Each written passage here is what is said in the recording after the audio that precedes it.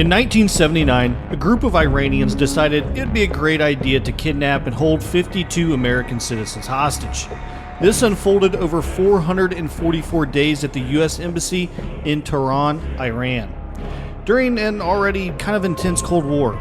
Now, the Americans, they were afraid of Russian spies living in their midst, and the Russians were trying to identify and eliminate American spies from their own country. But on January 20th, 1981, the American hostages were released after a secretive deal was done. This ushered in the inauguration of the U.S. President, Ronald Reagan. Now, following this brazen escalation by Iran, Ronald Reagan has a special weapon that he can call on when needed: our CIA boys, Adler, Mason, and Woods. After acquiring credible intel, Reagan gives the green light to our boys to go after Qasim, Javadi, and Arash Kadivar for their involvement in the Iranian hostage crisis.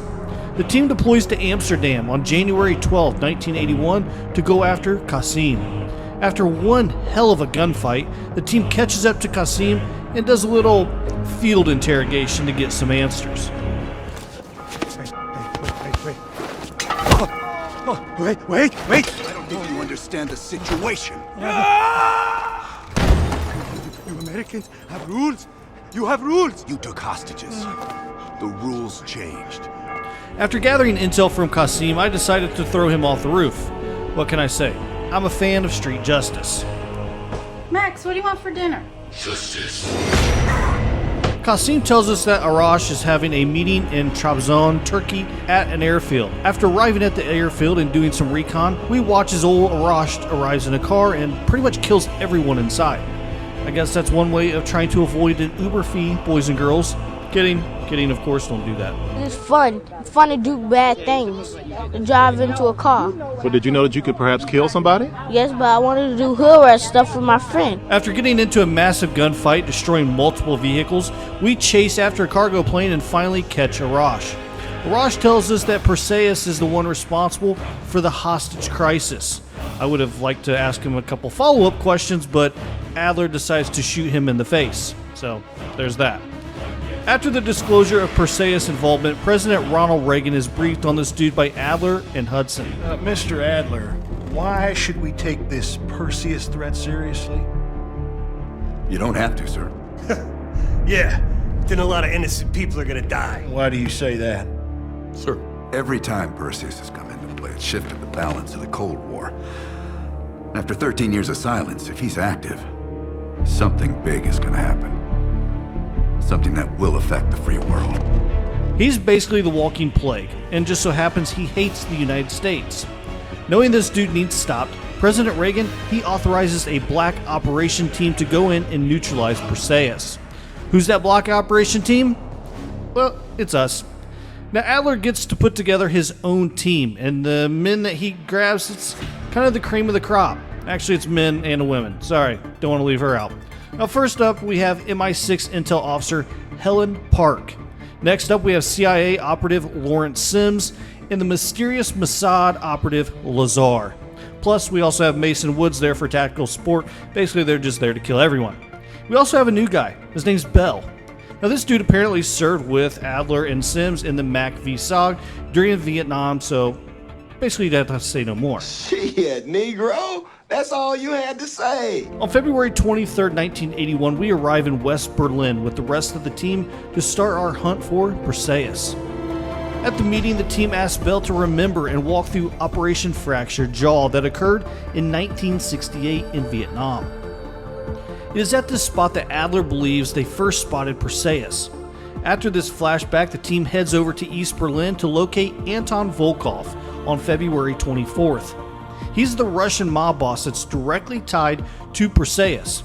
We go in, collected intel that Volkov assisted Perseus in smuggling something through East Berlin. That something just so happened to be a freaking nuclear device. No big deal. Okay, no biggie.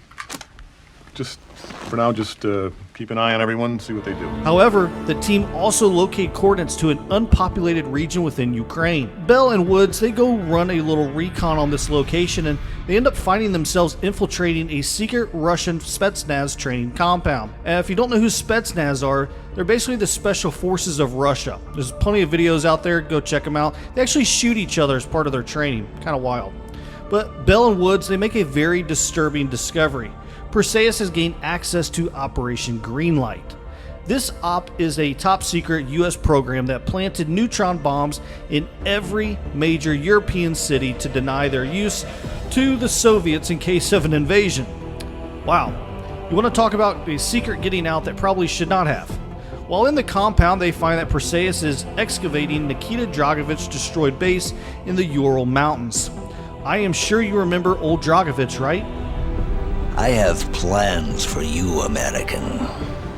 Mason and Woods immediately leave the compound and head to the destroyed base. Their job? Find Dragovich's list of sleeper agents. However, before the team could get the drive, Perseus wiped the drive from the base's mainframe. Now this leaves our elite group only one option: infiltrate the Lubyanka building to get the list. This is not going to be an easy task. In fact, we need to find someone on the inside to help us. Our team enlists the services of none other than KGB double agent Dmitry Belikov. Eventually, thanks to the assistance of our boy Dmitry, Bell and Adler, they gain access to the Lubyanka building. It's during this time that the team learns that Operation Greenlight has a scientist who is now in Cuba. And guess what? He's also a sleeper agent. All of these people sleeping, I mean, like, who's awake? Okay, alright, dad joke, sorry, I'll leave it out next time. With the team gaining access to Cuba, they quickly find that Perseus was there, but they missed him. He was able to steal detonation codes for every single Operation Greenlight bomb. What does this mean? Well, Perseus can pretty much fuck up the entire European Union and then blame it on the United States, since it's their secret project that would be causing all the damage. With this information in hand, the team comes under extreme enemy fire, resulting in Lazar and Park both being injured. Bell is not injured, but he can only choose one to save.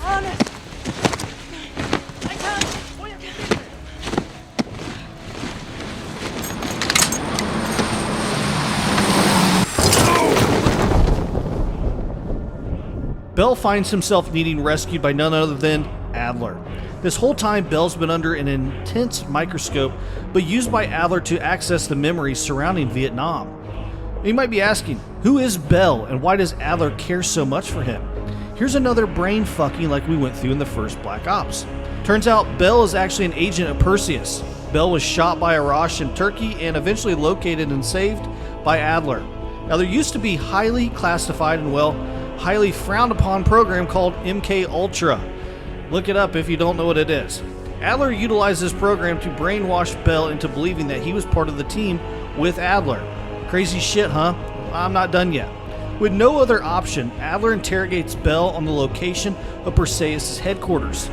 This interrogation presents Bell with two options. He can either A, be loyal to Perseus and give bad info to Adler, or say fuck Perseus and, well, save the day.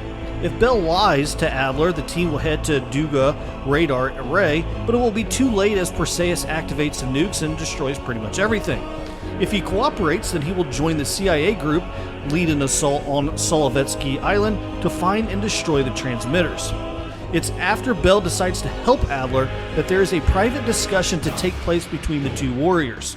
Now Adler assures Bell everything is going to be okay, but is it? I just want you to know that this little thing that's happened with you and me, it was always for the greater good. You're a goddamn hero, you know that, kid? Heroes have to make sacrifices. That's why when I ask you for one more, I hope you understand. It was never personal.